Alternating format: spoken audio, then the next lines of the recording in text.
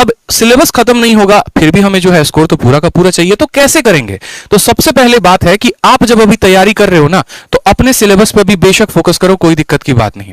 अभी सिलेबस पर फोकस करना है, चाहे मैथ हो, इंग्लिश हो, रीजनिंग हो, जीके हो, चारों सब्जेक्ट पे बराबर का फोकस होना चाहिए। ये नहीं, स्टूडेंट पूछते भी हैं कि सर क्या चारों सब्जेक्ट पढ़े दिन में? तो भाई मेरे भाई बिल्कुल चारों सब्जेक्ट पढ़ने हैं। अगर नहीं पढ़ोगे तो नंबर नहीं आएंगे। जितने नंबर का मैथ है उतने ही नंबर का इंग्लिश है, उतने ही नंबर का रीजनिंग है, उतने ही नंबर का जीएस है, यानी पढ़ने सब है।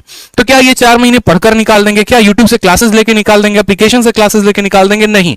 आप क्या करो कि अगले 1 मंथ तक पूरा का पूरा जोड़ दो सिलेबस पे, पूरा जोड़ दो सिलेबस पे, कोई दिक्कत की बात नहीं है। लेकिन जैसे आपका 50% भी सिलेबस खत्म हो जाता है ना मेरे दोस्त, जैसे 50% भी सिलेबस खत्म हो जाए, मॉक टेस्ट देना शुरू कर दो। अब बोलोगे सर मॉक टेस्ट में क्या सेक्शनल मॉक दे, फुल लेंथ मॉक दे, कैसे मॉक दे और क्यों मॉक दे? तो मैं आपको बताता हूं। आप जो है जब मॉक टेस्ट की शुरू करोगे 50% सिलेबस खत्म होने के बाद, तो आप ऐसा कर सकते हो कि आप सेक्शनल मॉक टेस्ट देना शुरू कर दो। जैसे टेक्स्ट बुक हो गया या अदर कंपनीज हो गई, उनके मॉक टेस्ट को आप ज्वाइन कर रहे हो, तो क्या होगा, जैसे टाइम एंड वर्क आपने पढ़ा तो टाइम एंड वर्क का क्विज दे दिया, पाइप सिस्टम पढ़ा पाइप एंड सिस्टम का दे दिया, नाउन पढ़ा नाउन का क्विज दे दिया। इससे क्या होगा कि हम अप टू डेटेड रहेंगे, और ये नहीं होगा कि आज पढ़ रहे हैं और 10 दिन के बाद हम उसको भूल गए। ठीक है, तो ये फायदा होता है मॉक का।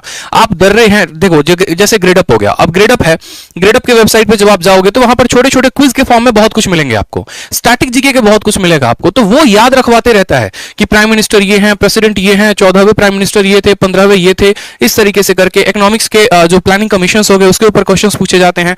तो वो सभी चीजें जो है वो मॉक टेस्ट से ही कंप्लीट होगा, और कभी भी ऐसा नहीं होता कि आप पहले सिलेबस को खत्म करो और फिर उसके बाद बैठ के मॉक दो, ऐसा कभी नहीं होता है। इसलिए हमेशा शुरू से ही सेक्शनल मॉक को अपने आप के लिए प्रिपेयर रखो। उसी तरीके से वोकैबुलरी का क्विज देते रहा करो। अनिल सर इतनी बढ़िया क्लासेस लेते हैं, वोकैबुलरी का क्विज लगाना शुरू कर दिया आपने पहले से ही, ताकि क्या हो कि वोकैब याद रहे, रिटेन रहे।